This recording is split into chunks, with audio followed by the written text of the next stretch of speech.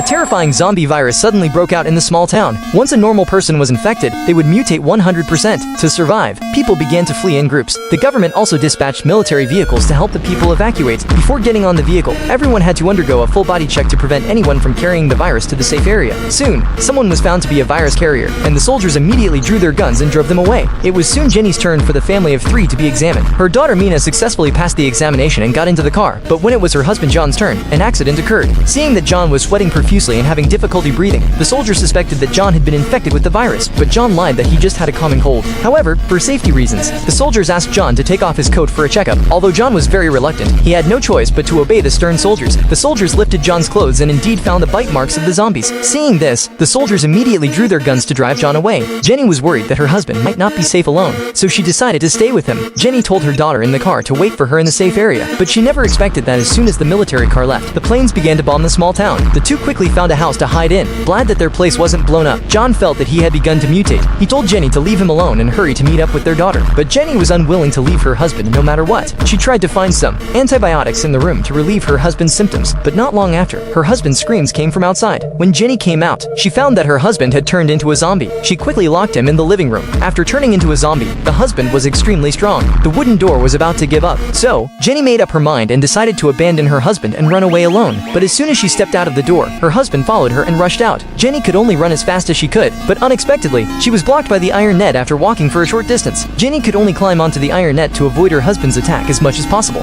Seeing that Jenny was about to give up, at the critical moment, another survivor promptly fired a shot to drive away the zombie. However, despite firing several shots in a row, the zombie remained standing. This infuriated the man, who directly aimed at the zombie's head and sent it off for the last time. Jenny, who was rescued, finally let out a sigh of relief, but she was also sad about her husband's departure. After some adjustment, Jenny decided to flee to the safe zone with the man, but she didn't expect that the only entrance had already been blocked by soldiers. But the number of fugitives far exceeded that of the soldiers, so they all worked together to push open this door. In an instant, everyone rushed into the safe zone, not knowing that their actions would bring about a catastrophic disaster to the entire country.